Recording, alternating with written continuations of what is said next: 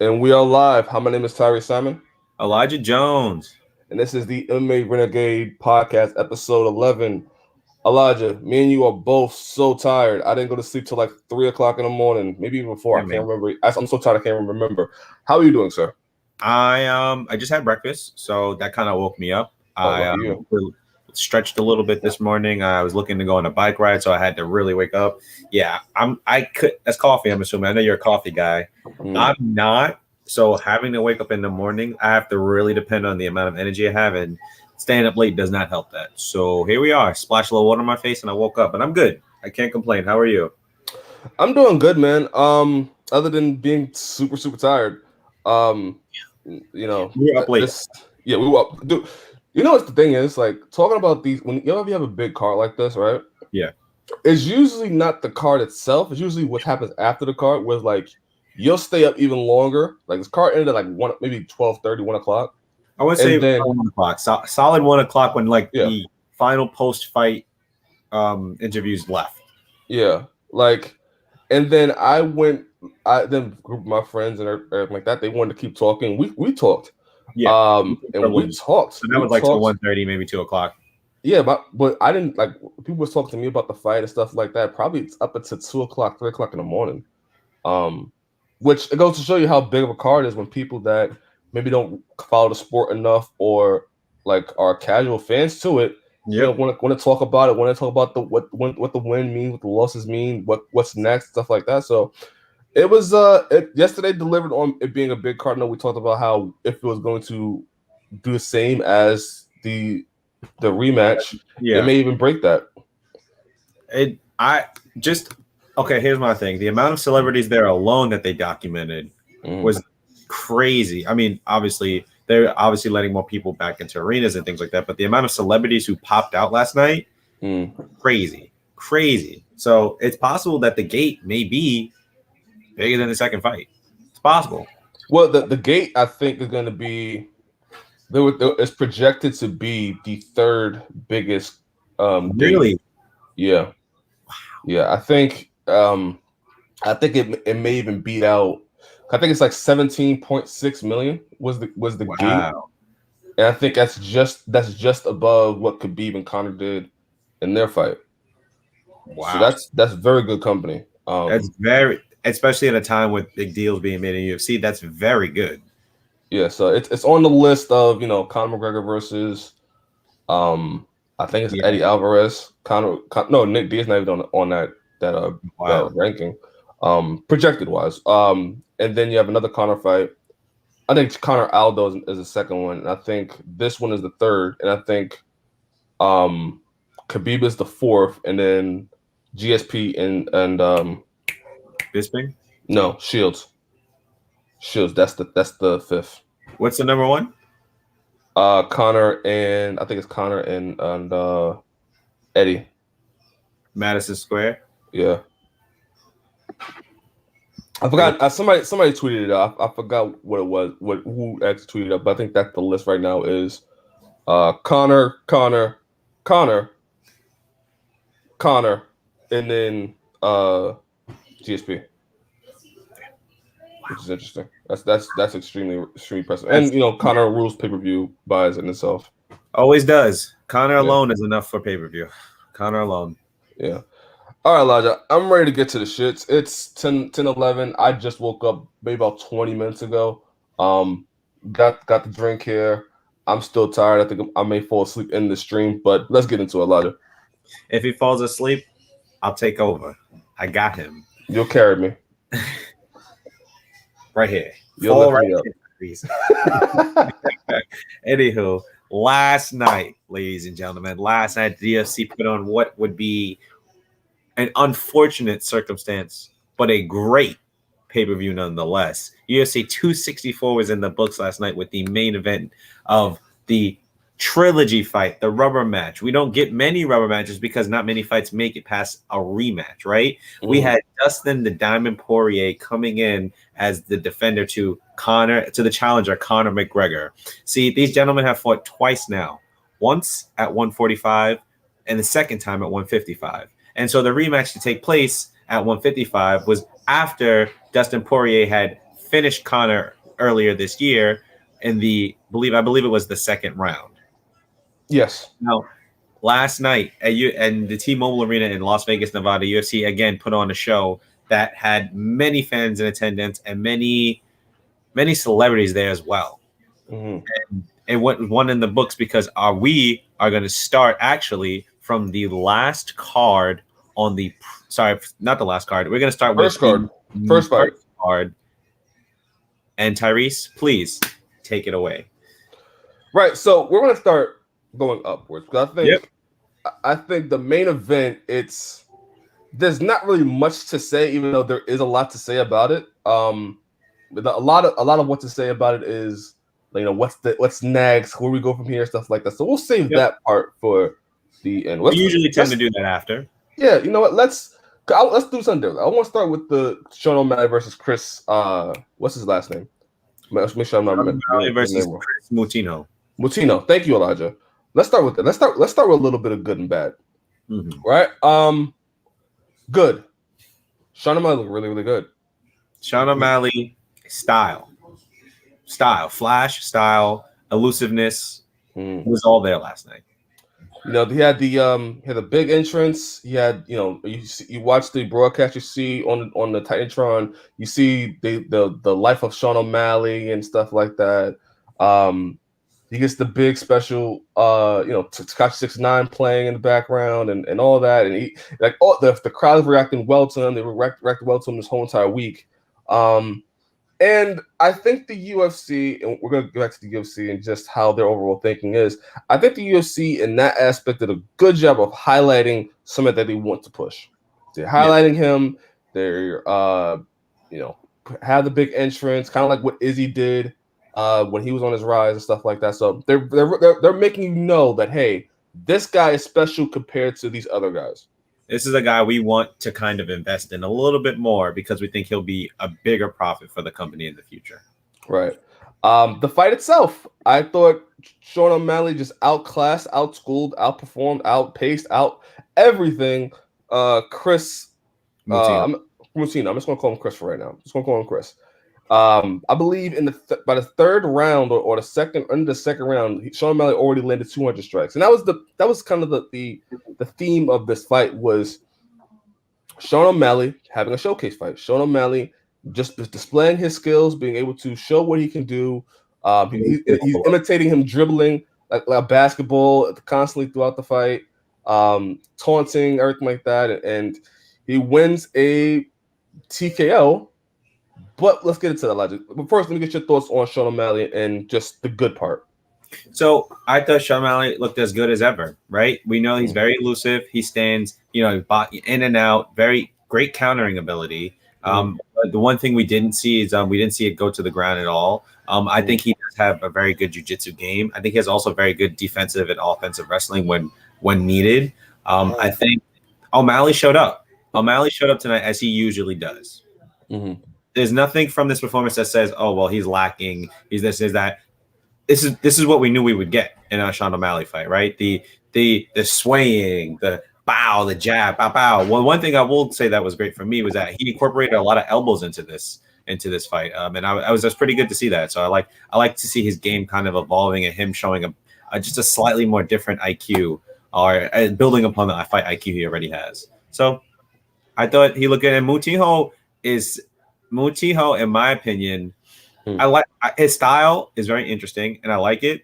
It's exciting for fans.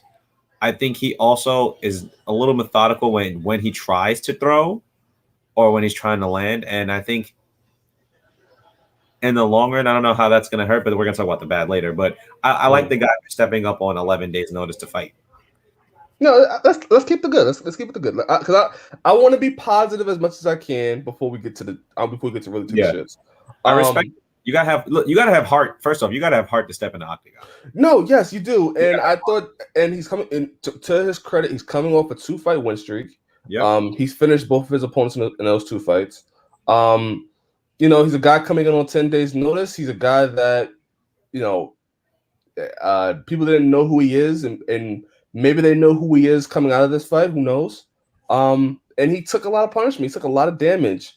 that maybe would have sat down a lot of people, or maybe would have stopped a lot of people, but he just kept going and going and going.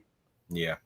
I will say this again. I'm not one for people taking damage too much, but I will say the guy's got heart.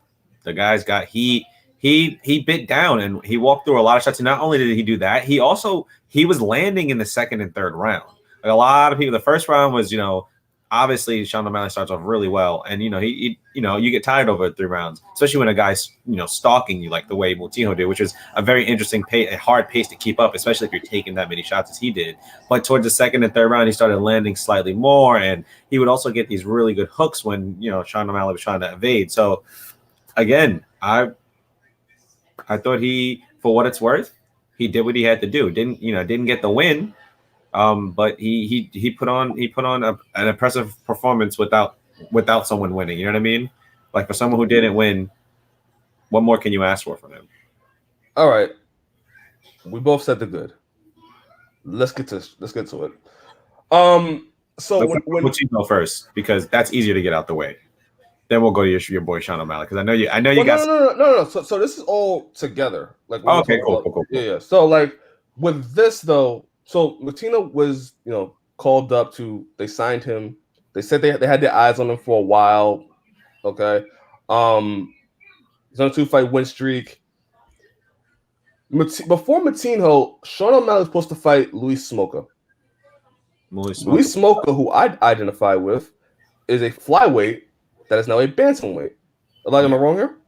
He fought at flyweight. He moved up within the last year or so recently. Yes. He's had a lot more success. I think the weight cut for 2 flyweight was kind of one of the things that hurt him, and he deals with a lot of outside things as well. I think that was one of the bigger things that hurt him. So he bumped up to bantamweight because he was also one of the bigger flyweights in terms of length and reach. But yeah, he bumped up and had a little bit of success, and that's who he was supposed to fight. But he pulled out. He got injured. Right, and Luis Smoker, even in the bantamweight division, like, he's up and on it, and he was at the UFC for a little bit, came back, and he's won 2 fights. He's 2-2 in the UFC since coming back. Lost to Casey Kenny, Casey Kenny fight Dominic Cruz recently. Yeah, fought a very good fight against Dominic Cruz. I believe Dominic Cruz won by split decision. And so Casey Kenny is a future prospect for many people, but Casey Kenny, and then good. He beat Jose Quinones as well recently, so that's that. But if you look at who Sean O'Malley is, you would think, okay, that's a perfect fight for Sean O'Malley. Luis Smoker, somebody that's a former flyweight coming up to bantamweight, will be smaller than Sean O'Malley. Sean O'Malley is a lot bigger, especially for that bantamweight division. He's a lot bigger. Sean O'Malley's like 6 foot something. Exactly. So that, like, you could see, and Luis Smoker has a tendency to get hit a lot. Sean O'Malley is a sniper. Kind of works into Sean O'Malley's favor. Okay, Luis Smoker can't fight. You have other bantamweights that wants to fight Sean O'Malley that are jumping at the bit to fight Sean O'Malley. Even talked about even going to 145 or whatever and doing. Before I just want to say Sean O'Malley's 5'11", just. Okay, still big for the division. Close, yeah, it was close. Still big for the division. We don't really like. There's who else? I think there's like somebody that's 6 feet. In the division as well. There's a few people, but it's not. They're also not top 15 either. Yeah, but like he's big for that division, I would say. Brandon Kelleher or Brian Kelleher, called him out. Ricky Simone called him out. There's a couple other fighters that called him out, and they went with this guy, Chris Moutinho, who, no disrespect, also fits the style of Sean O'Malley. So my thinking when this fight was announced was like, and I got more information on Chris, was like, okay, they're clearly designating their fights to fit Sean O'Malley's style and to showcase him. This is a showcase fight. Let's call it what it is. It's a showcase fight, just for what Bellator does with their fighters. Although Bellator doesn't get, UFC doesn't get as much shit as Bellator does when it comes to putting on these type of fights. Never did. They never did. Like MVP, who fights for Bellator, and there's Aaron Pico, who fights for Bellator. Like the Bellator will find matchups sometimes that fits their style, and you could say, okay, they can get a win here and continue to build them up, and especially fighters that starting out, right? UFC, and they get killed. UFC has been doing the same thing for Sean O'Malley. They gave him Eddie Wineland before. They gave him Thomas Almeida, and now they're giving him Chris Montana before. They're giving him Louis Smoker. Yeah, all favorable matchups for Sean O'Malley. Yeah, stylistically. So it's like, okay, I know the UFC is trying to make him to a star and trying to build him up and trying to manufacture it, but you can't manufacture a star. A star is chosen by the people. The people choose to make you a star. I disagree. I think stars can be manufactured, but it has to be correct. I don't think it's perfect. It has to be done correctly. And this is a case where it's just too obvious. It's just too obvious that what they're trying to do with Sean O'Malley, right? Can you name me the last star that you think, or are you able to say the last star that was manufactured that the UFC created? I mean, as of right now, I can't. As we get one, sure. I mean, to on the spot and say, I'd have to really think back at the people stars that could be manufactured. You could make the argument that they pushed Ronda Rousey in that kind of manufactured way, and then when she started to finish, people were like, "Oh yeah, we like her," and then they gave her all the shots in the world because her first fight in UFC was for the belt automatically. And that she was a champion for Strikeforce. Yeah, and UFC enjoyed Strikeforce. But I mean, again, you could make the argument that there was also other people who had been around longer. Sarah Mann, not McMahon, sorry, Sarah Mann. I think she was like a wrestler. There's a few people that could have made the argument that they should have fought before Ronda, but then Ronda was champion of Strikeforce. That could be it, right? There's arguments that can be made that people can be built by companies, which happens all the time, right? However, I want to say this: Sean O'Malley, Toby Green, what's up, man? It's obvious what's happening here with Sean O'Malley, right? Yeah. They tend to give him guys that are. I mean, this is what they do with a lot of people, though. This just happens to be a scenario where it's like now you're giving him people who aren't necessarily challenging him to grow, right? That's the thing. They definitely do stylistics like, maybe we give it to this guy to this person or this woman to another woman, and it may be a good fight to boost their stats or like to boost their win-loss record, sure, and that happens a lot. But with this fight, it's like you're pushing a guy, but you're not really increasing his level of challenge. Right, and no, I was gonna say even the fact I think what it is that it's more blatant here. That maybe the UFC has done it in the past, but it's not as blatant because of the style and the level of matchup. Like Thomas Almeida, and it's a great callback to Chris. Yeah. To Chris, Thomas Almeida is the type of person that took a lot of damage and was I'm gonna move forward. I'm gonna take hits and all like that, which. Hopefully Chris is not on the same path, but after last night, you would think, okay, Thomas Almeida is a great, after going from Thomas Almeida to then going to Chris, it's the same matchup. I will say this: the level of difficulty increases because of the short 10-day notice of a new opponent, but stylistically, that push forward to try to hurt you, it's very similar style. And with Mutiho, the thing about him though is that he took significantly more damage than Almeida took. But the thing about it is he also was up. Like he was up, he was aware, he took a lot of shots, but he was in my opinion, I think he was very conscious and he knew what was happening. I just, he wasn't being able to be put down. Toby Green, Chris Sean is also young. Yeah, he's minus 1,000. Chris is also, I think, 20. He's 28 years old. Yeah, he's 28 years old. He's 9-5, so he's still young in his career. Yeah. But like Thomas Almeida again, he's been with the wars he's been in, the Cody Garbrandt fight. There's so much damage and wear and tear that maybe a young Thomas Almeida maybe could have been a Chris. It's just my point is that they're the same exact fighter. And it's not. And again, UFC's trying to manufacture Sean O'Malley to be a star, and I don't think he's a star yet. I think he has presence. I think he has the ability. I think he can be a star. But again, you can't manufacture a star. A star is chosen by the people. Like a Nick Diaz, like an Israel Adesanya, like a Jon Jones. It goes on and on and on. Like a star is made by the people. Mm-hmm. And I think the smoke and mirrors of Sean O'Malley. It's not a bashing of Sean O'Malley. It's the UFC and just their way of doing it. Is Sean O'Malley looks really, really good against these guys that are favorable matchups. What happens like with a Chito Vera, where you face somebody that's on your level or maybe above your level, and you gotta face that. That's or when slightly that's better when, in an area that you're not too good in. that's when you see the real like people that don't like Sean O'Malley and like really come out because they're I'm telling you they're chomping at the they're chomping at the bits to come at Sean O'Malley. Well, and it is interesting, right? You wonder when someone gets called in on short notice, right? There's a few things I wonder what the UFC considers, right? What at least they can get someone to pay, because you also still have contracts with fighters who are currently still fighting, right? And so you don't want to. I feel that sometimes UFC doesn't want to pay too much, but is willing to pay.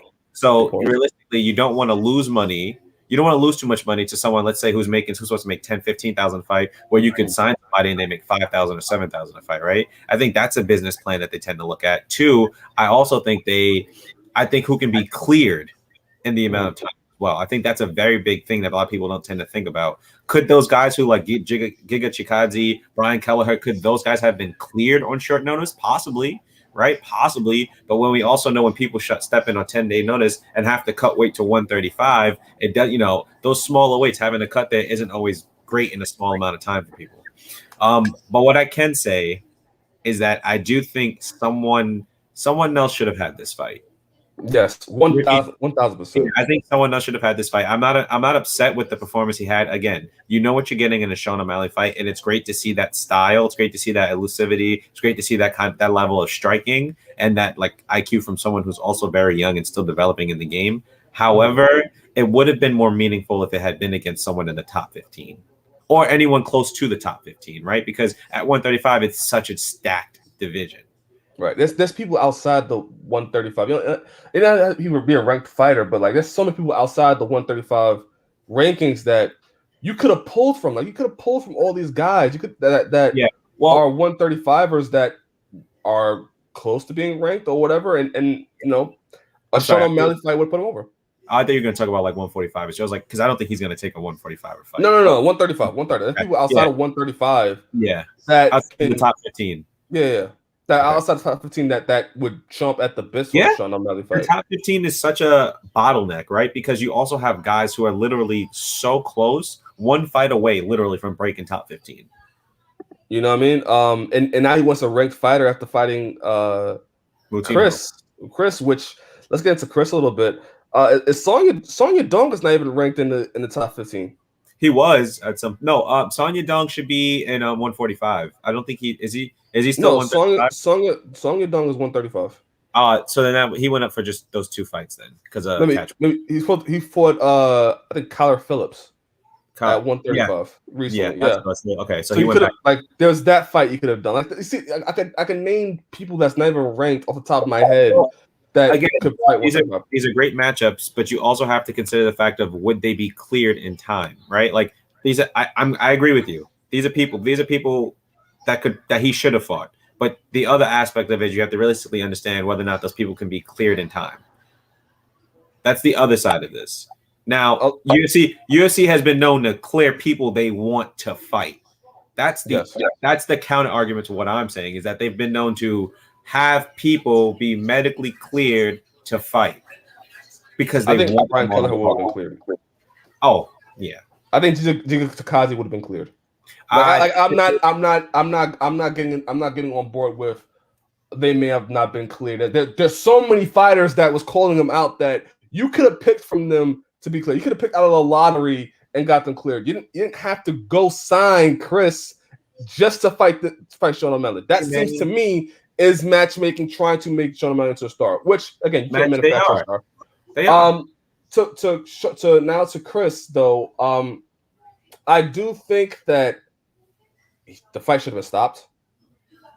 I think the fight shouldn't have not been stopped 20 seconds left. Yeah. At that point, if you're going to stop it within 20 seconds of the fight actually being finished, and he is in no visible sign of, I guess, distress or anything like that, it's kind of hard for you to say that if he's been taking this punishment the whole fucking fight. Excuse me. Exactly. Exactly, and I see a lot of people talking about it was a great stoppage and stuff, everything like that, and that It's understandable. It's an understandable. However, I agree with you. Yeah, like you can't tell me this kid has been taking two. Let me read the stats to you like real quick, okay? So in the first round, Sean O'Malley threw significant strikes. Talking about here, 77 of 106. Chris 24 of 72. Round two, Sean O'Malley 70 of 98. Chris 19 of 68. Round three, Sean O'Malley 83 of 114. Chris 27 of 78. Right? So in the third round, what's Chris's best round? I told you he picks up. He picked up. He started landing more, and it was evident. If anyone was watching it would have been hard to been a referee to sit there and say, "Wow, he's not doing better now than he was when he got knocked down at the end of the first round." Mm. It would have been hard to make that judgment call, right? Again, at the end of the day, it's the fighter's health we have to worry about, but who's to say the 20 seconds could have hurt him, could have helped? I don't know. Bottom line is, it's just weird that within 20 seconds of the fight, you want to stop it, but he was getting his ass beat from round 1 to round 3. Dude, like if you wanted to stop it in round 2 and that was a mercy, just wave it off. Because in the first round, he's stumbling back to his corner. They didn't have a stool ready for him. He's Couldn't standing walk. Couldn't walk. Exactly. So if you wanted to stop it there and just it's a mercy and save him for another day, I can understand that. The UFC, Joe Rogan, who I thought was awful on this call. I thought Joe Rogan was really, really bad in calling these fights. Yeah, even had one Ryan Hall when like Tuporia had his back, and he said, "Oh, Ryan Hall's Tuporia's in trouble," which I thought was weird. That's a side note. I think the thing about Joe Rogan is because he's a jiu-jitsu guy and he kind of knows a lot of things. I think and which is we do too. We make the assumptions based on because we know positions and things like that. Right. I think with a fighter like Ryan Hall, who's so unique in the style that he does, it's so great because anything can literally get you in a submission. But Tuporia has been on a tear, and Tuporia is no slouch. So it's like, yeah, I guess he's in trouble, but like the other guys on top of him hitting him. So like, how much trouble could that have been? You're calling the fight as it happened. So you like. You can't like. There's another one where it's like Yana Kunitskaya versus Irene Aldana, I believe it was. Yeah. Where it's like I think it was Yana Kunitskaya was on the ground and Irene Aldana is trying to throw a punch and she threw one punch. Says, "Oh, she's teeing off on her." It's like she just threw one punch. Yeah. Anyway, like the whole entire Sean O'Malley fight, they're talking about how Chris Montagna is so tough and how he's gutting it out and how he's such a tough guy and he's making it interesting. Oh. Meanwhile, he's been getting his ass kicked for the round 1 and round 2 respectively. And in 20 seconds left into the fight, at the very least, Chris can say, okay, he lost, but man, he stuck it out. He was tough. He lived for 3 rounds, and he was able to stay in there with Sean O'Malley, what nobody else has been able to do as of late. At least could have had that, right? Mm-hmm. Herb Dean waves it off 20 seconds left into the fight. Yeah. That to me, again, my cynical brain is like, oh, they wanted to make sure Sean O'Malley got this TKO win. There's no way you look 20 seconds left into that fight and say Chris Montagna was out of it, even though he was still throwing. Here's a perfect example of why you would stop a fight if the other person's get beat. And what's his name? Tony Ferguson versus Justin Gaethje. Yeah. Round five, I believe it was stopped. In round 5, Tony, after taking punishment, was moving backwards. He was moving backwards. His demeanor towards the fight was no longer, I'm going to stand, try to slip, whatever. He was kind of, he gets hurt, moves back a lot, trying to evade, trying to protect himself. That's a situation where you could stop the fight, right? Yeah. Moutinho didn't do any of that. He had his feet planted. Had to have bitten down on his mouthpiece and stuck it out, right? Bit down, stuck it out, stood up, stumbled back maybe at some hits, but he bit, he went through it. And so it's just a weird stoppage. It's like his best round. His best round of the whole fight. It's like, why would you it's kind of cheating him of a decent performance, right? Like, because maybe he didn't expect to win, right? Maybe that's a test for himself to know that he hangs in here with someone that UFC is regarding as like the next best thing, and that, you know, that could potentially hurt him. In my opinion, I think this is gonna if he sticks around, I think this will motivate him. I think there'll definitely be adjustments made on his part, but he hung around with somebody he was supposed to be beaten by within the first 30 seconds of the fight. Yeah, I wonder, right? Because I think, like, again, just my brain is like, if you have somebody that, you know, coming in on short notice but is stucking it out and took 100 almost 200 over 200 shots. Yeah. I think 100 of those was going to the head.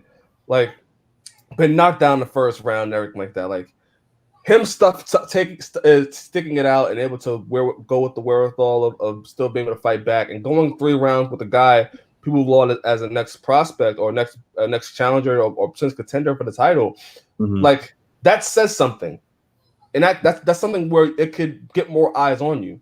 I don't know if the same eyes will be on him now with the TKO loss. If he stuck it out and survived, that would have been something different. But him being finished like that, I think his name will go more in obscurity to where you won't know who Chris is in the next fight. His next fight, he'd probably have to make a statement. He has to make a statement. It kind of puts him in that corner position where it's like, well, you know, we expected this of you. It happened regardless of what you wanted, whether you wanted to or not. And if you don't kind of produce, then it's Rocky Balboa. It's Rocky Balboa. It's right. Sorry, I just thought about mine. It's Rocky Balboa. That's what I was thinking about. It's Rocky Balboa, where like the guy may not have won, and he may have lost by decision, but he stuck it out. He fought hard, and now people are going to look for him next fight. He didn't have that Rocky Balboa moment, and he was robbed of that. And he's not going to have it. He's not. It's done. That's done. Yeah. There's no way to go back. So, yeah. I mean, I don't know. It's a weird situation. I'm not a fan of it. But if you were Tiho, I hope he gets another fight. I hope UFC doesn't go, you know what, we don't need him anymore. I really think he'd be an interesting matchup for some people in the 135 division, and I'd be interested in seeing him actually getting a fight that's not on short notice, where he's able to prepare. And I'm sorry, that was not fight of the night. There's no way you could call that fight of the night, where I saw Nico Price and Michelle be here to absolutely terrorize. Who called it? Oh, wait, it won fight of the night. I didn't even double check. Did it really? It won performance and fight of the night. Performance, I guess. I mean, Sean Malley did look good. It's all about looking good, really. Like, right? Like that's it. But with Michelle Pereira and Nico Price, the fight they had, in my opinion, I told you that on the phone last night. I was like, that might be my fight of the night. Yeah, I think it was fight of the night, and I think Dana White also talked about how that also could have won performance of the night for Sean Malley. In the press conference, it's listed that Taichuyvasa and Duplessis that one performances, but I think Dana also talked about Sean Malley and Chris Montano also getting an extra $75K. Oh, all right. Hey. But I saw Nico again. But I saw Nico Price and Michelle. Like, again, you can't. You can't. Huh? We talked on the phone. I was like, Michelle Pereira versus Nico Price. We talked about this prior. I was like, that's my vote. If we could make bets and prove, you know, like, I don't know if the betting system allows for you to choose the fight of the night. I would, right? If I had a betting system based on UFC fights of cards and things like that, I would have like bets on what's fight of the night. That was my pick. Yeah, I just asked anybody that's watching, viewers, stuff like that, subscribers, thank you, we love you. If you can read between the lines, you can see that there's obviously a movement by the UFC to, hey, let's give this guy favorable matchups. Hey, let's give this guy manufactured exposure. Love to get this. And this is not on Sean O'Malley. Sean O'Malley is not doing anything wrong here. It's the way the UFC is handling it. It's the way the UFC is handling it. Yep. And we're gonna give him fight of the night, even though he absolutely dunked on Chris for 2.5 rounds. Yeah. Give me a break. Give me a break. But for Sean O'Malley, he's pulled out all these other guys. I don't know who he faced, honestly, because I don't know if you could justify him facing a Cody Garbrandt or Rob Font. No. I think he has to fight somebody in the top, either in the top 15 or the 10. Can you go ahead and read the rankings on me, please? So you have I'm going 10 and down. You have Yeah, Merab Duvalish. I can't pronounce his name. Yeah. Who again wanted to fight Sean O'Malley. Wanted to fight Sean O'Malley. Rafael Osunsa 11. Jimmy Rivera at 12. 13 Marlon Vera. 14 who also wanted to fight Sean O'Malley again. Cody Stamen at 14. Kyler Phipps at 15. So who's number 12? Jimmy Rivera. 13? Marlon Vera. Where 14, is Cody Stamen. 15 where is what's his name? He was knocked out by Cody Sanhagen and Rob Font recently. My guy. No, not Pedro Munoz. No, it's Pedro Munoz. No, not Pedro Munoz. Rob Font just beat him before he fought his last fight. He knocked him out in an impressive win. He fought for the title. I think you're talking about Marlon Moraes. Yeah, Marlon Moraes. I would like to see Marlon Moraes go against a guy like Sugar Sean. Where's Marlon Moraes in this whole thing? What, like number 8 or number 7? Number 6. Nah, I guess they're not going to do that then. If they wanted to skyrocket him, that would be a fight. It caters to his style. If they wanted to do that, I'll be fine with it. Yeah, that caters to his style. But then again, Marlon is, you never know with Marlon, right? Marlon, he's known to throw crazy, and Marlon starts off very well.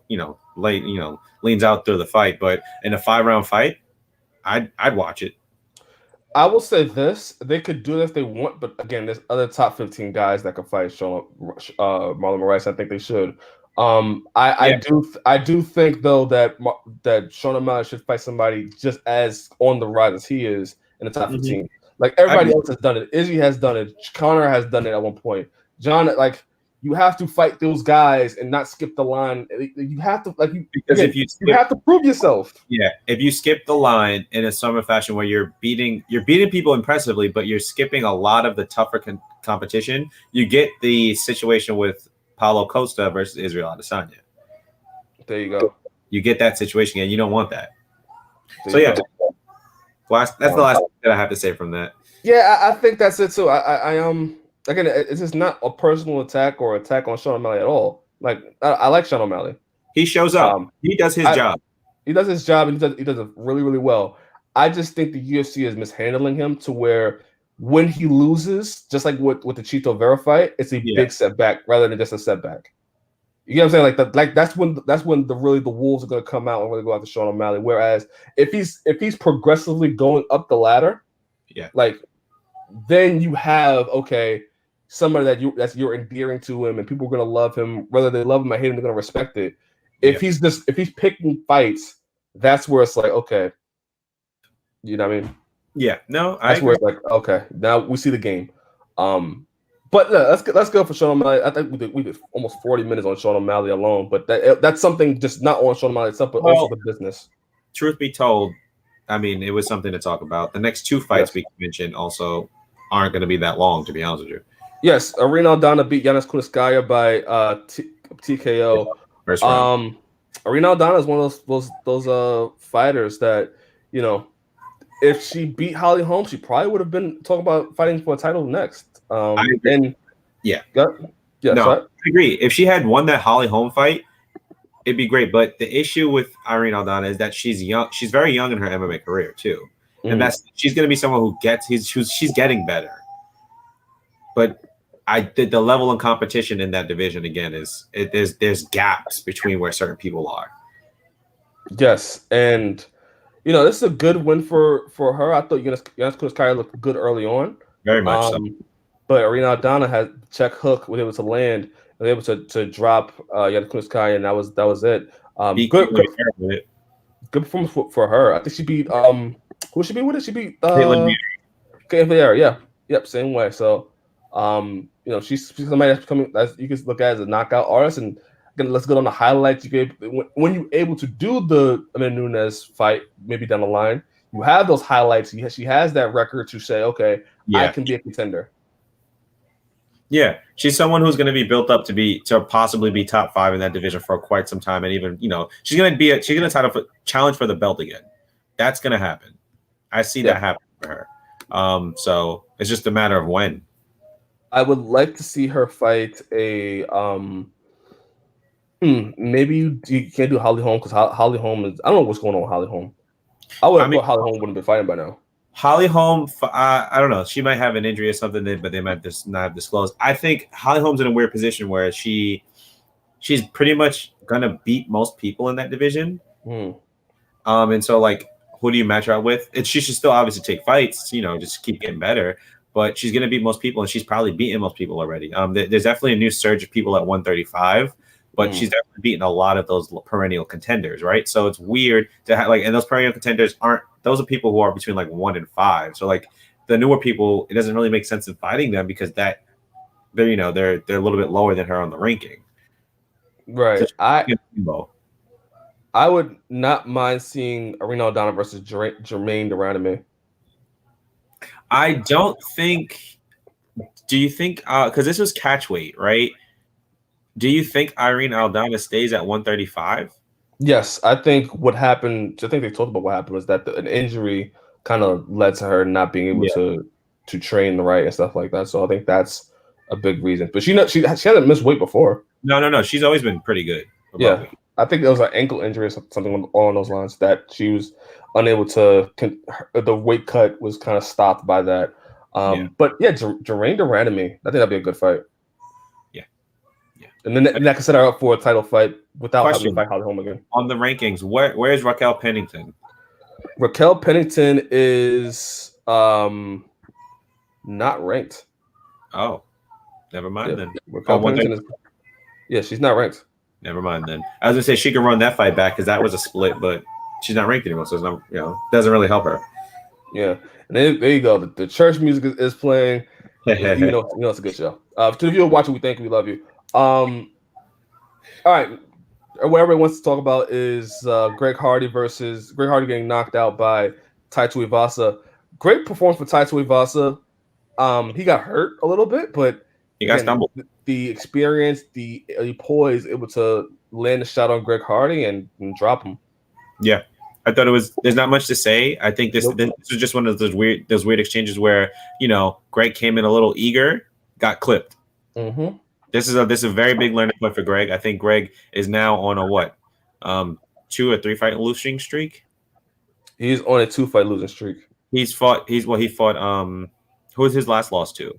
He got knocked out by Marcin Tybura. Got knocked out by Taichuyvasa. He's fighting some guys who have been around slightly longer than him, who are still obviously newer, but they're heavyweights who are starting to get that good experience under their belt. Marcin Tybura, he was on a losing streak and then came back and is now on I think a 3 or 4 fight win streak. So he's gotten better. And Taichuyvasa, I believe, spent some time with Daniel Cormier in California. I think he spent some time with Daniel Cormier in terms of wrestling and other things. So I think he is someone who's made some good adjustments, especially with the leg kicks early on. And then, but he got clipped as well. So again, not much to say in this fight. I think either of these guys could still be pretty good. I think obviously Taichuyvasa is going to be the better guy. He's probably going to get a better fight for the next one. But I don't think we count Greg Hardy out at this point.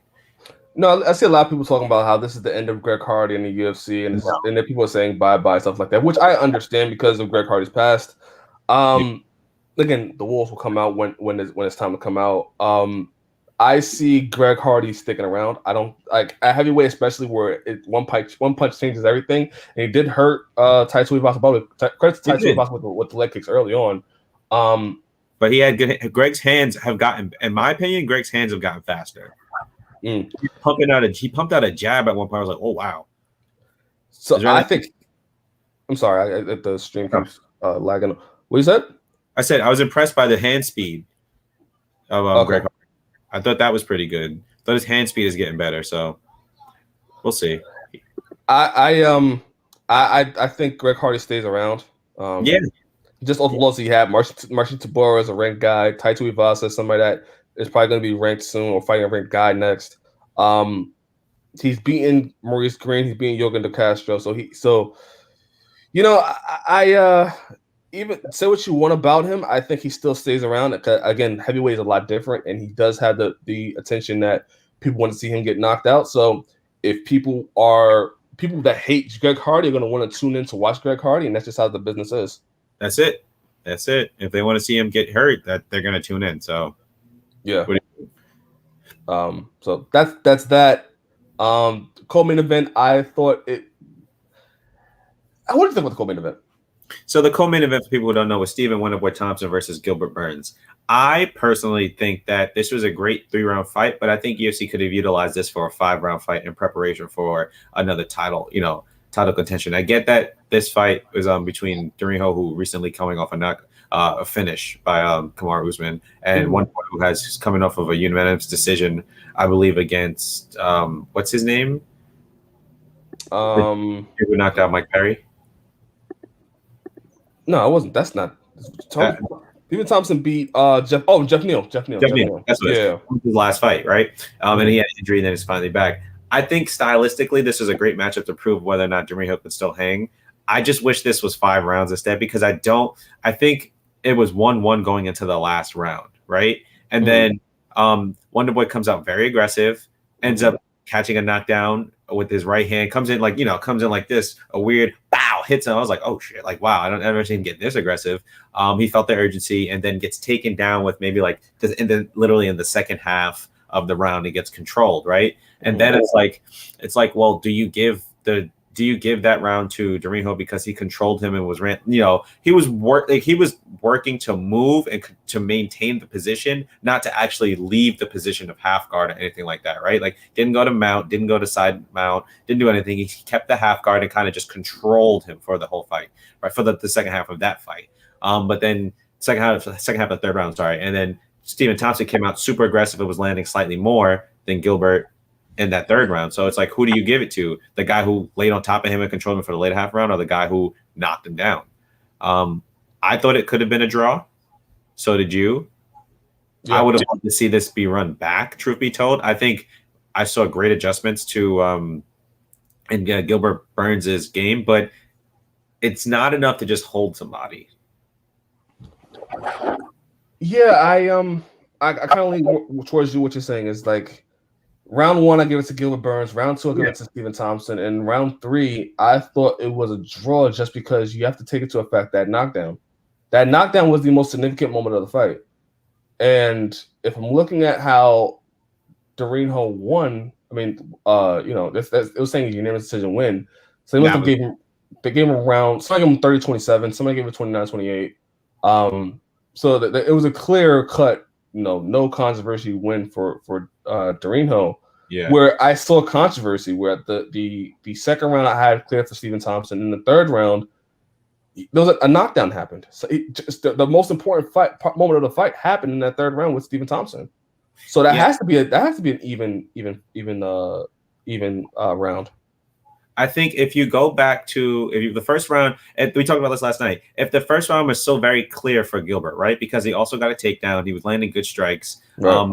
But they were going back and forth. I just think that Gilbert had that round. And then you compare the second round to the first round, you can make the distinction between how active Gilbert was in certain positions and how forward Stephen Wonderboy Thompson was, right? Like how he was landing, and it was even in striking. And the one thing I can say is, like, obviously Gilbert has a little bit more power, but there wasn't points where Stephen Wonderboy Thompson's head was flying back, right? Like it wasn't like he stunned. He was staying with him in the middle, barely went to the fence at all. It just, if you're comparing round 2 to round 1, you can't easily say, oh well, Gilbert had that round.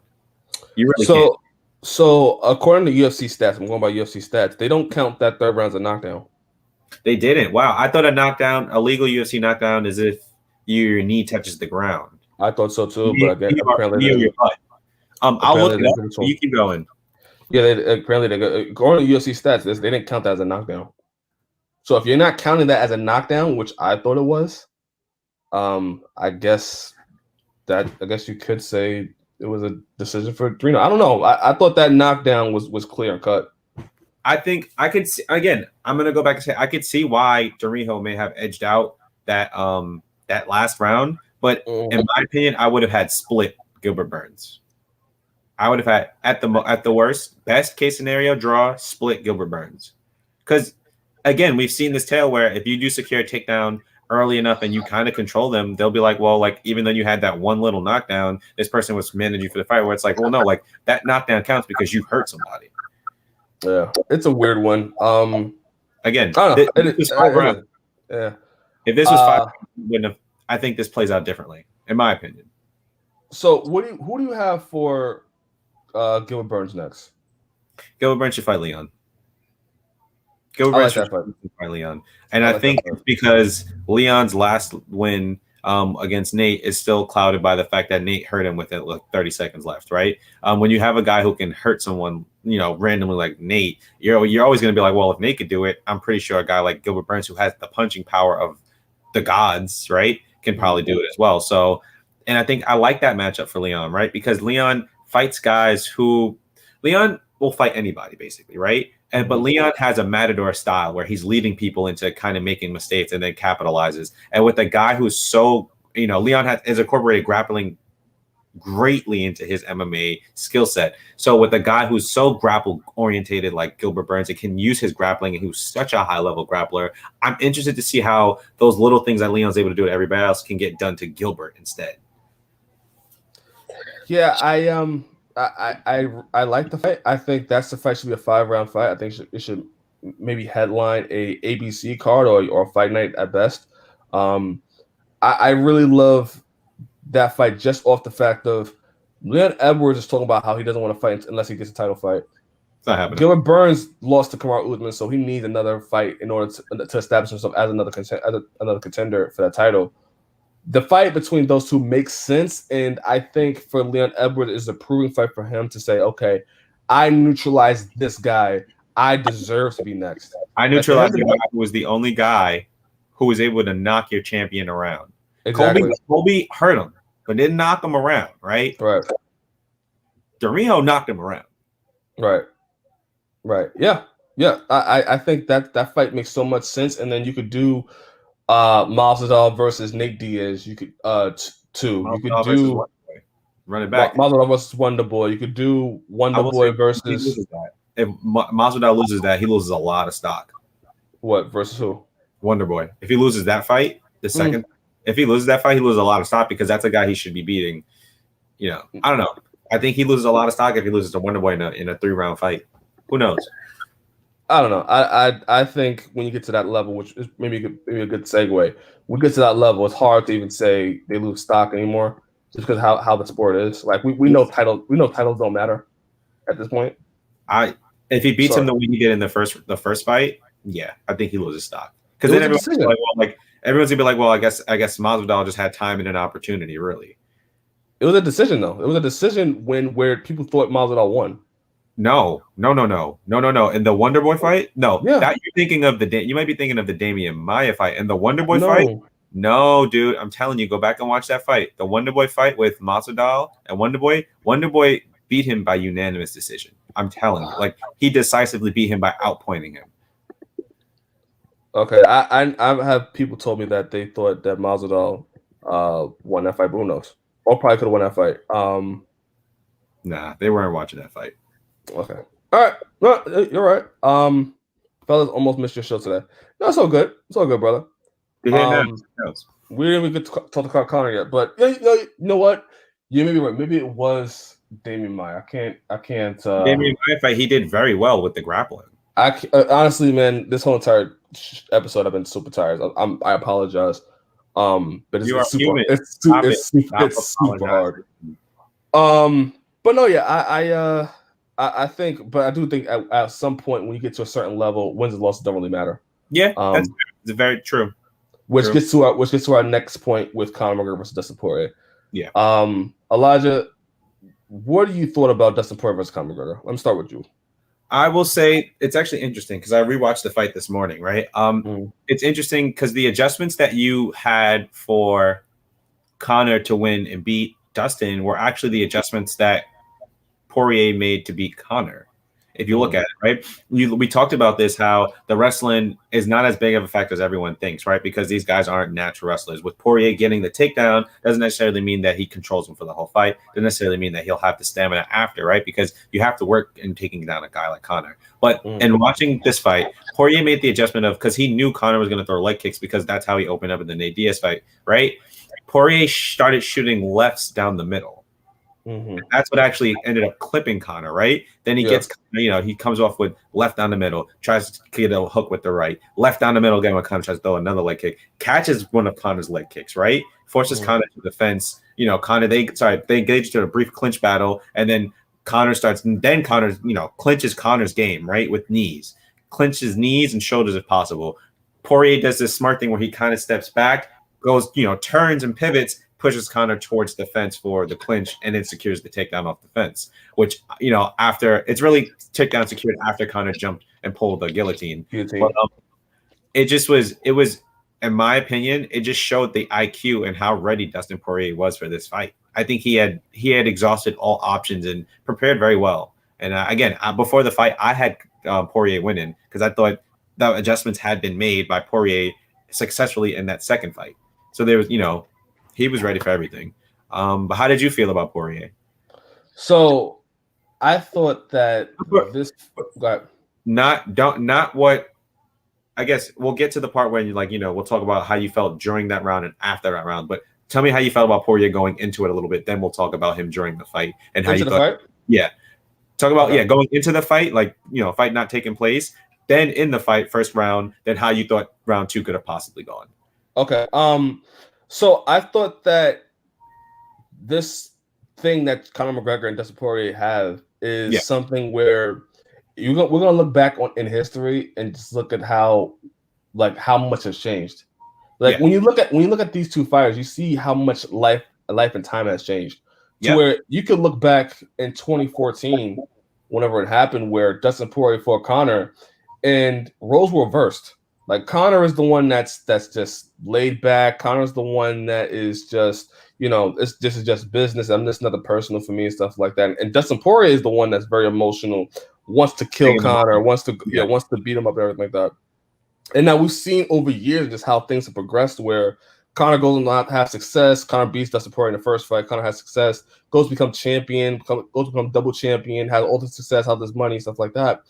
And Dustin Poirier had to learn from that and had to grow from that and had to, mature and, have a family and then, become champion. And the Conor loss pushed him to lightweight.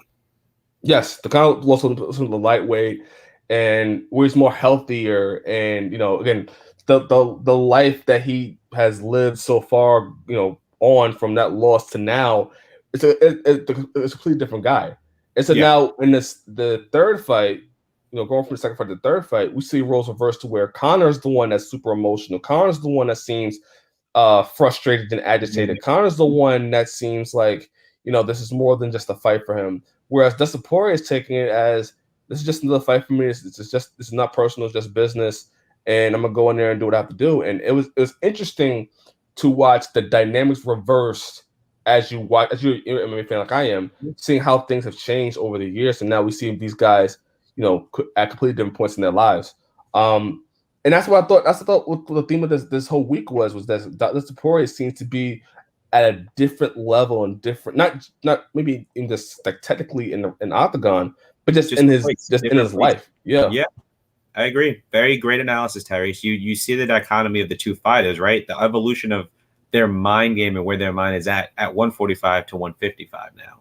Right. And I thought even as the fight was in the weigh-ins and everything like that, and even before they even stepped to the octagon, Dustin Poirier seemed to just be living in it. He seemed to be just, this is just another day in the office. I'm going to go in there and do my thing, and I have a game plan set, I have a game plan ready, and this is just going to be another fight. Whereas Conor seemed to be, he seemed to be pumping himself up as he gets into the octagon.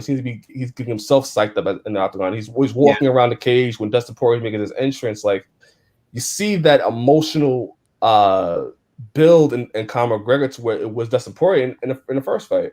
Yeah. And the fight went the way it was. And I thought the leg kicks were good for Conor early on. I thought him fighting conventional. Being able to not take the leg kicks from Dustin Poirier was genius. I thought that Conor's grappling looked awful. And I don't know why he pulled guard in that guillotine. Dustin Poirier said he almost had him, which I find that hard to believe. No, go ahead. I think the reason as to why, because I was watching Poirier's post fight on this morning as well. I think the reason as to why Poirier, felt he almost got caught was because the positioning of the fence, right? Because Conor guillotined with his right arm, right? Head is here. Poirier, pulls guard here. Fence is literally on his left, right? In order to try to get out of that guillotine, he needs to not only step over to the left side of Conor, but he also, kind of get into a side mount position, or at least in a half guard position where he can kind of wiggle his head out, or at least alleviate some of the pressure on his neck. But when he tried doing that, Conor did something very brilliant, which he tried to stop him from passing to the other side, right? He kept it's not a butterfly, but he tried to kind of keep Dustin towards, from moving, pushed his legs up while trying to secure the neck and keep that grip on the neck. And what Dustin did was Dustin realized, I don't know if you saw, but Dustin was kind of almost against the fence at some point, right? Yeah, he had the bridge up. His I believe it was his right side was kind of teetering on parallel to the fence. And so that was kind of, if there's no space for you to go on the side and someone is squeezing, you kind of, if you don't have any space to go, then you can't go anywhere. So not only are you getting choked, but you're kind of stuck in that same position. Flyhead Politics. Hey, man. Thank you. We should have our own ESPN expert analysis. Man, we're just fans. We're just fans. That's nothing more. But no, I thought he Conor had, it was a good placement. I think the smarter decision should have been to get up, because it wasn't like he couldn't get up when Dustin took him down in the second fight. So again, the big controversy, it's not really much to talk about as in the fight. No. As much as we just did just now. The big controversy is, did Dustin Poirier check the leg kick and that's what hurt Conor's leg, or was it just that freak accident that happened? I honestly don't know, and it's hard to even tell. I think injuries like that happen because people think about it, right? These injuries that happen with fighters, right? What are the one thing that fighters are doing consistently? They're fighting. Right.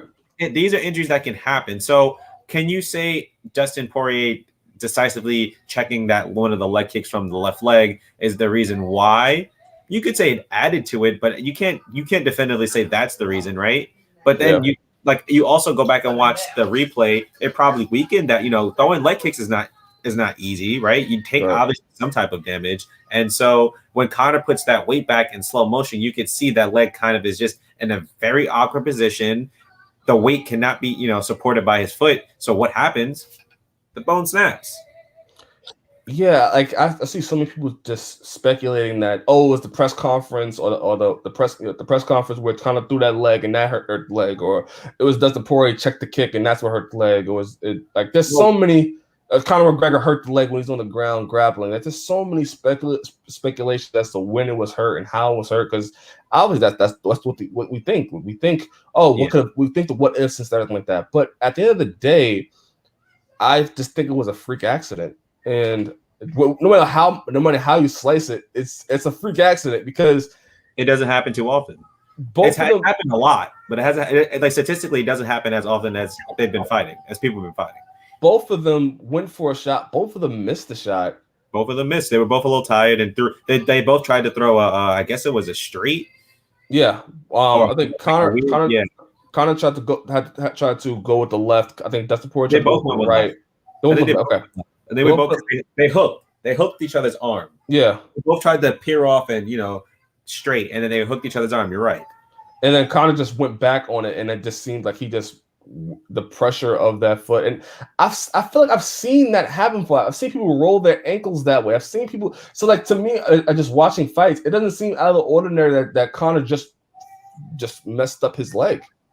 I've seen. It makes sense. I think I've seen Sean O'Malley at one point roll his leg and stuff like that. It happens. Sean O'Malley, Henry Cejudo. There's a lot of people. Again, they're fighters. There's things that can happen during a fight. This is one of them. Yeah. So I don't know, man. It was a bad way to end this fight. I would say for Dustin Poirier moves on and fights Charles Oliveira next. For Conor, he's going to need surgery. He's going to be out for the remainder of the year. We'll see if he'll come back maybe spring of 2022. That's my projected date. That's my projected date. I honestly don't want to see them fight again. And the reason why is just because of how personal it's gotten. And I think it's something that we have learned in the past is that sometimes it's not good to promote or try to have fights against people that are at this personal. Like not just Conor McGregor, because I think that's the easy target. Jon Jones versus Daniel Cormier.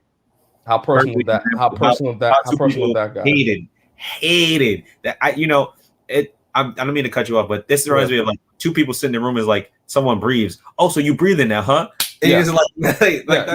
it's It's Jon Jones, Daniel Cormier, Cody Garbrandt. That's a little more healthier, but Cody Garbrandt versus TJ Dillashaw. You could go back in history and look at fights bad where blood. it got bad blood. It sells tickets, and it's a great marketing tool, and it's honestly it's not low rise. It's lazy because it's like, oh, they hate each other. All right, put them in a fight. We don't have to promote anything. We just have them fight each other, and they'll promote itself. Like we don't have to invest any money in marketing. But like at some point, it gets to a point where like, okay, yes, it's bad blood, but do we really need to go that route? If we know that these two are going to ratchet it up, and they're talking about murdering each other in the octagon, they're talking about wanting to fight outside the octagon. Maybe it's not it's best not to have that fight. You know what's interesting? UFC is probably the only sport where like you kind of have you settle it by fighting, right? Like that's it. Like in every other sport, you can't fight. You're not supposed to fight, right? Because you get fined and like that. UFC is ultimate fighting, so it's like you could have this bickering, you have this going back and forth, but at the end of the day, after they fight, like they're supposed to be cool. But it's like no, like that doesn't always happen. And so I could see UFC trying to push this fight years, a year from now, but whether it actually happens depends on what happens when Conor comes back and where, if Poirier is even the champ when he fights Charles Oliveira. Like Carlos, my bad. What you call it? Flat said in here, Usman versus Covington. But you see, the thing about that is, I can see Usman, like Colby Covington, and that's another one where it's like, Jesus, man, how do you want to do this, right? And sometimes you gotta earn it, and if Colby Covington earns it, then he has to fight again. Yeah.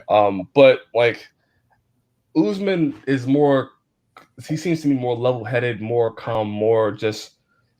Both of Dustin Poirier and Conor McGregor seem like it's gotten to a point where wives are involved, people like money is involved. Like it gets to a point where it's like, all right, guys, maybe we should have a fight in between these two, and then maybe when cooler has prevailed, then you do the fight. I mean, the same could be said because Colby Covington. No one's filtering Colby Covington, so we don't know what we're going to get when he, and what he says, and maybe he says something bad about Kamaru, son of his family. Like, yes, maybe. Yes, he hasn't yet. Which is the good part because I get the point you're trying to make. But again, no one's centering Colby Covington, so like this is unfortunately a part of the sport because it's fighting. I think you could talk shit in any other sport, and it's like, all right, like sure, whatever, but. Because it's fighting is why it gets so personal, right? Because you have to fight, at the end of the day, you're fighting someone in an octagon. Like that's just it. So again, I could see a fight be trying to be made. Does that fight need to happen? No. I think not immediate. It can happen, but not immediate. This is done. I think the next fight for Conor after he comes back, if Nate Diaz will always be trending, but again, if he's actually like fighting at the time of next year sometime, do that trilogy. Let's get Conor. Conor's the trilogy guy, right? Let's go ahead and get those fights done, and then maybe go back, or start putting Conor against a guy like Tony Ferguson if he's still here next year. Yeah. I don't know. I don't think Conor's done. Like people were talking about Conor's done. His career's over. Like he's not going to be as good as the level. Here's the thing: Conor McGregor fought the number one lightweight in the world. Let's not get that twisted. And who Dustin Poirier is? Dustin Poirier, put respect on his name. Dustin Poirier is the number one lightweight in the world. He has been for some time now.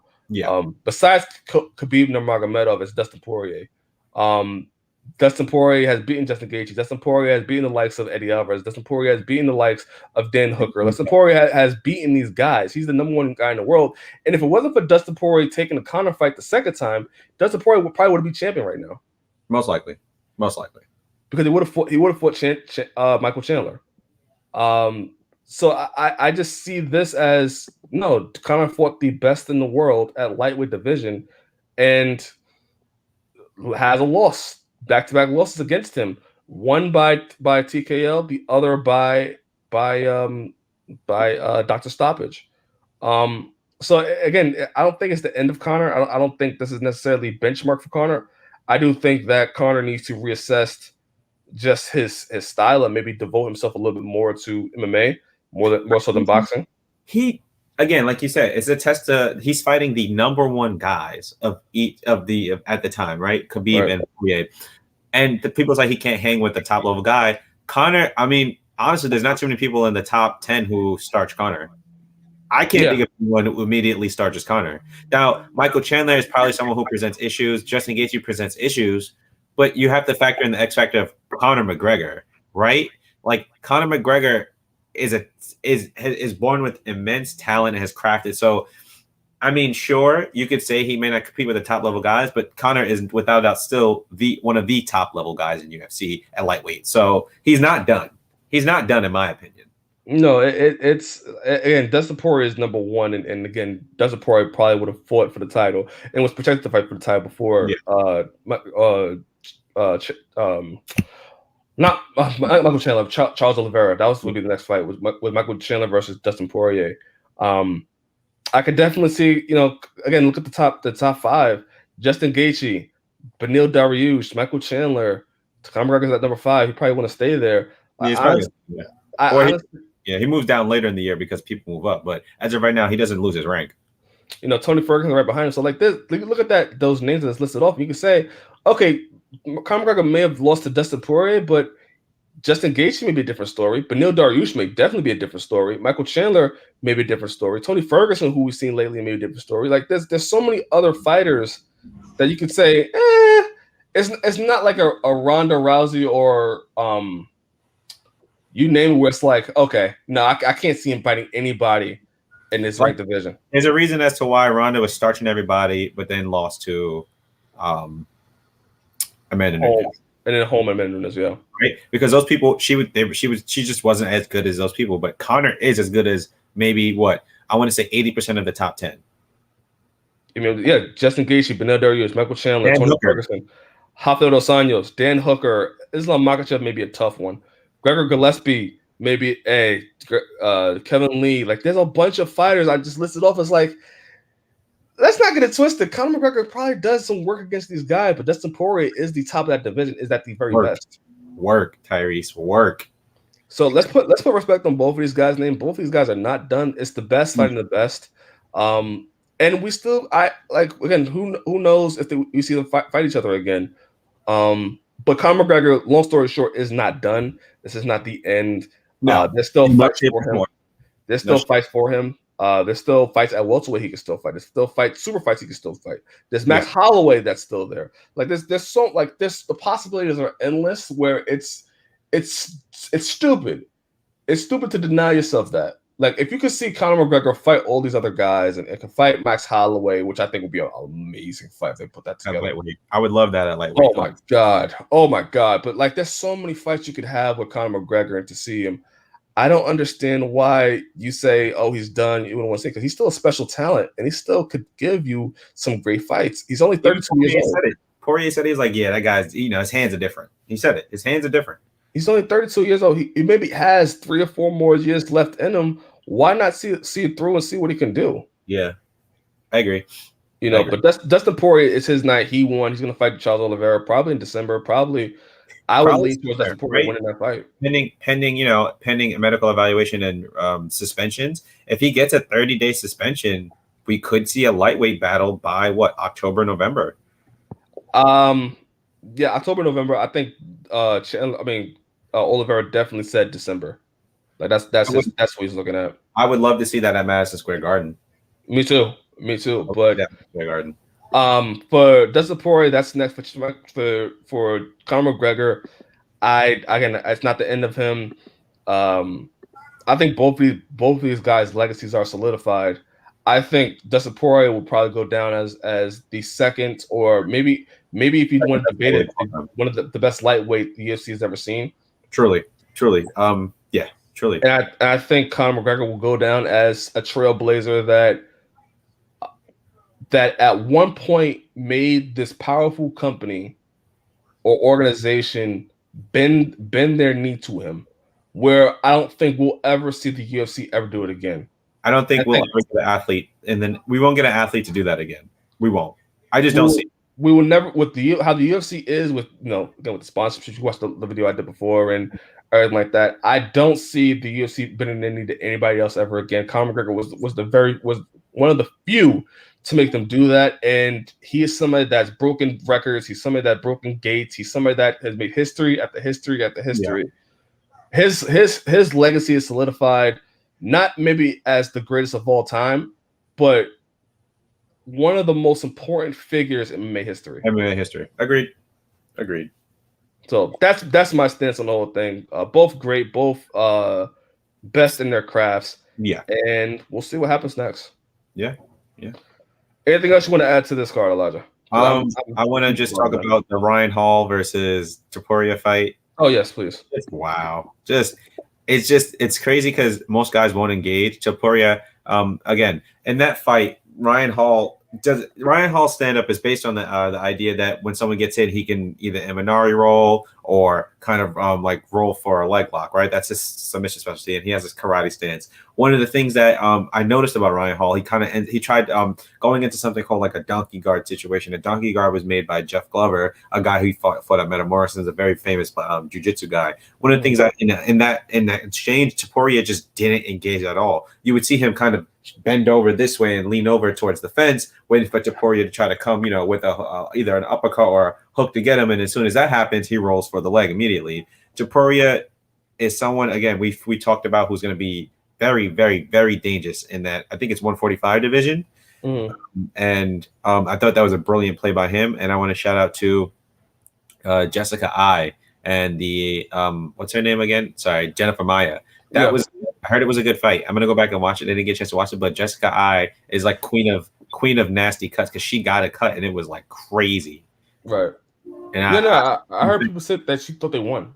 Jessica I is someone who, unfortunately, we always thought she was good. She was in a division that really wasn't hers. Goes down to what is it, flyweight, women's flyweight. Goes on a tear and shows how good she actually is. Right, like she was losing fights. She had a fight overturned because of marijuana. Like she had bad luck in the bantamweight division. Comes down to flyweight, does very well, still does very well, but unfortunately gets into that. So I'm interested to see what happens for Jessica I. For me, I will say Max Griffin. Max Griffin was another one who he had that Conor fight and Max Griffin fight. Another one that was a really, really good fight. Probably could have been fight of the night as well. I love Conor. Conor had vintage. He was the second round, like he really got himself going.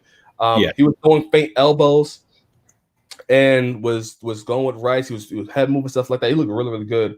It tells me that Carlos Conor still has a lot more to go. But it was Max Griffin's night. Max Griffin came in there, showed out. He weathered the storm of Carlos Conor in that second round and had a great third round. Maybe we'll see if I can do an interview with him again. We'll see. But I thought that putting it together. I don't know what's going on with him. I don't know what camp he's in, but I pray he keeps this momentum, because one of the things that I think is the biggest improvement from him is footwork. His footwork has gotten significantly better. He's not staying heavy on his lead leg to try to throw and bang. He's not trying to get these random takedowns and just holding people against the fence. He's actually sticking, moving, keeping his back leg. He's never letting his back leg go down, right? So that way he can be elusive and all that stuff. And to be honest with you, he looks like he slowed down in the third round, but it wasn't significant, right? Like he had the energy to have gone that fourth or fifth round if he needed to. And I thought that was impressive as well. So again, shout out to Max Griffin, man. I'm impressed. I'm very impressed, and I like the shift in what he's doing. Yeah, I like what he's doing too. It seems like he's really putting it together. I think one of the things that's to me in the interview is that he's starting to find himself and he believes in himself more. Yeah. So it's good to see. I'll see what we could do there. Overall, guys, Vlad, probably talk to you too. What would you rate this show? Let's wait for him to see what he writes. Or I could just say I would probably, because of the stoppage, you don't want to see that, so that it bumps it down. Unfortunately, I'll give it a B plus. I I'm with you. I'm with the. I'll go with a solid B.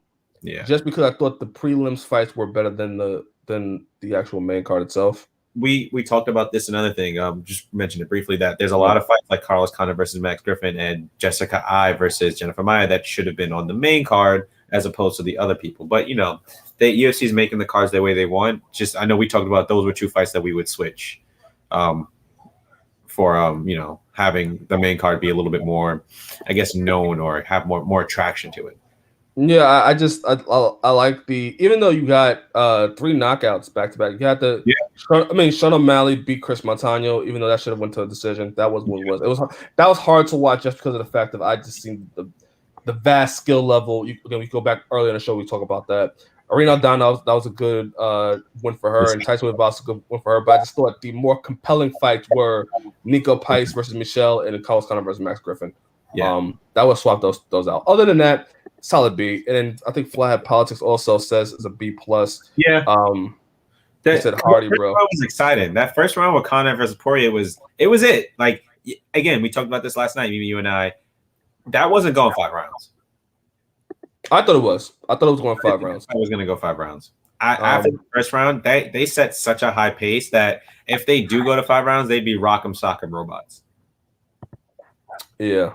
Well, I mean, we'll never know. That's one of the things about this type of results is that we never know what would have happened. What would have happened if they got back to the second round? Would Dustin Poirier's hands would have been blown out from going that heavy? Again, he was breathing hard on the ground. With Conor McGregor still have the wherewithal to even keep fighting back. His ear was busted. Maybe his equilibrium was off. Yeah. There's so many questions, so many things we'll never know. But we do know is that it's a doctor stoppage, and we do know that maybe they'll fight down the road, and we do know also that both of their legacies are solidified. No, you don't have to say, or just because one person wins, one person loses, doesn't mean they're lesser than. They're the best of the best fighting in their prime. Someone has to lose. Someone has to lose, and it's how the fight game goes. Yep, that's it. So we'll be back next Sunday for Thiago Moises, I believe, versus Islam Makhachev. Also the return of Miesha Tate, which should be interesting. Yes. Miesha Tate, if Miesha Tate wins her fight, you got a new title challenger. You got a new title challenger, so we'll see. If she wins, then Ronda's like, nah, F that. I won't come back and fight her. No. But that Amanda Nunes fight gets interesting. That fight gets interesting again. So we'll see. We'll see. Also, signing off. Tyriece. Elijah. Home fight. Think about it. Sleep on it. Don't say anything else. Home fight. Oh, you know what? You're onto something. That fight was going Holly Holm's way until Miesha Tate won, so they could definitely run that back. That's a good game plan. Good idea. Hey man, I look for the best. All right, guys. I'm super tired. It's 11:30. Again going back to sleep. My brain has been trying to get through the show. I appreciate you guys for watching. Flat Podcast, I appreciate you. Toby, I appreciate you. Anybody watching in the future, I appreciate you. My name is Tyriece Simon. Elijah Jones. This is the Renegade Podcast, episode 11. Have a nice day, guys. I want to sleep.